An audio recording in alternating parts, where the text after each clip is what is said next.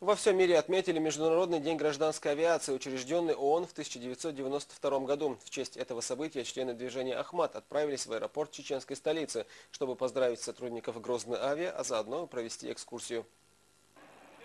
Собранность и умение за доли секунды принять грамотное решение в непредвиденных ситуациях – самое важное качество любого профессионала, говорит Хасан Салгириев. Он один из первых летчиков Чечено-Ингушетии. Этой профессии заслуженный пилот России посвятил большую часть своей жизни – почти 40 лет. Управлять воздушным лайнером – задача не из легких, и тем более большая ответственность, говорит Хасан. Пассажиры не интересуют ни мое настроение, ни моя подготовка. Им надо, чтобы обеспечили безопасную доставку. Поэтому ответственность огромная, независимо от 5 человек я везу или 160 человек. Он облетел чуть ли не весь мир. Если посчитать все время, что Хасан провел в воздухе, получается почти 2 года. В 1988 году ему присвоили первый класс пилота. С тех пор он был удостоен множества наград и званий, главное из которых заслуженный пилот России. Несмотря на то, что теперь он возглавляет авиакомпанию «Грозный Авиа», Хасан продолжает управлять рейсовыми самолетами. Грозная сейчас занимается пассажирскими перевозками. У нас основной рейс это Грозный-Москва. Помимо этого летаем чартерные рейсы по заказам, по заявкам. Помимо этого есть у нас чартерные рейсы в Стамбул, Грозный-Стамбул и Махачкала-Стамбул.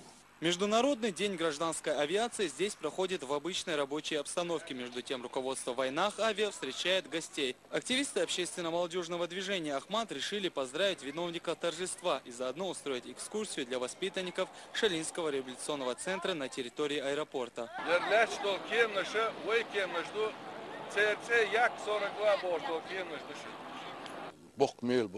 Devran bu und bonelche tandos dana os oleg os бершен bu берш дубоиш os bu бершена день yol праздника цулдок сота дас.